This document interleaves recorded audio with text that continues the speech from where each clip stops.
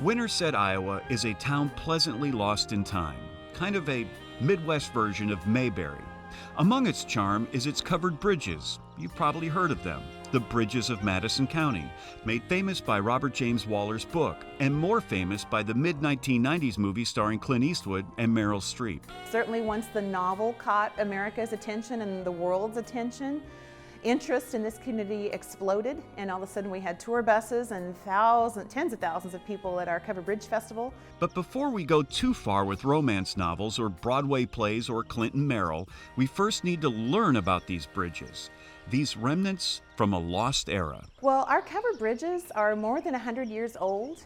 They were built in the 1880s. Certainly they've lasted because we recognize their cultural value to this community. So the supervisors built bridges that they could cover so that the wind and rain and snow would not deteriorate the timbers used. We have 6 of 19 still left in the county. Tell us about the wood of these bridges and where does it come from? Does it come from Iowa?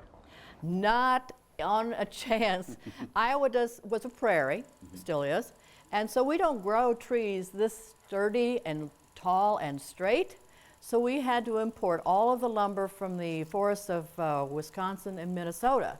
And in the 1870s, it probably came back down on wagons and perhaps later on trains.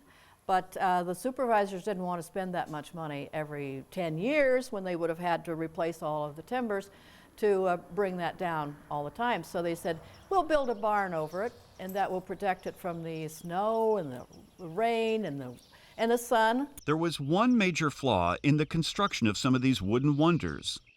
4 of our bridges are flat tops. They should have been peaked roofs because back in the day, Iowa had lots of heavy snows in the winter.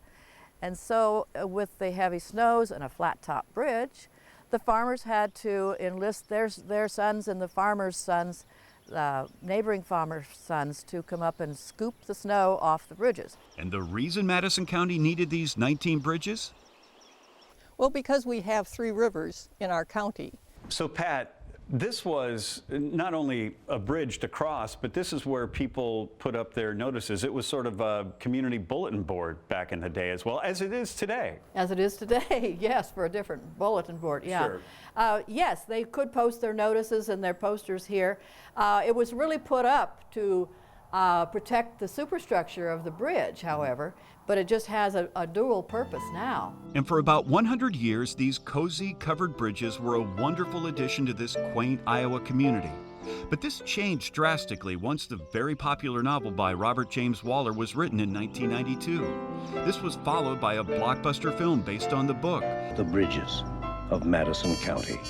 Quickly, Madison County and its now very famous bridges became a destination for thousands. Were the people of Winterset and Madison County, were they prepared for the influx of popularity? Actually, they were kind of, because we have had a Covered Bridge Festival here every year since 1970.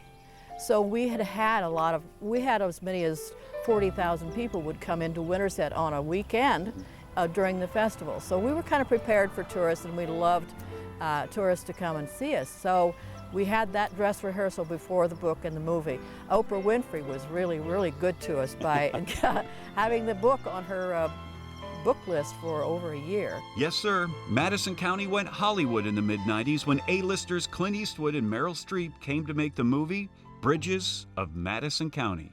A lot of our local folks were in the movie as extras, and most of it was filmed here in Winterset and out in the country at the covered bridges and at some other park sites. Decades later, the stories of making this movie are plentiful, like when director Clint Eastwood wasn't particularly happy with the condition of the bridges. Tell us about what he decided to change about the bridges. Well, he was looking for some old decrepit bridges, and when he came here, he discovered that they had all been refurbished and painted barn red. And he said, I can't use these bridges, I'm going to have to look elsewhere.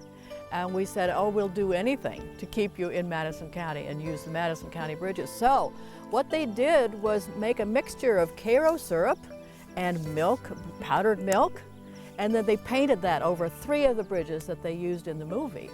And they took a hairdryer and they got it real close and they made the paint curl took off some sideboards, and really roughed it up so that they would look the way he had it in his mind. Clint even left his permanent John Hancock in this barn. Clint and Meryl Streep had their big SUVs or RVs down here, and they were filming, and it was raining part of the time, which kind of slowed down production.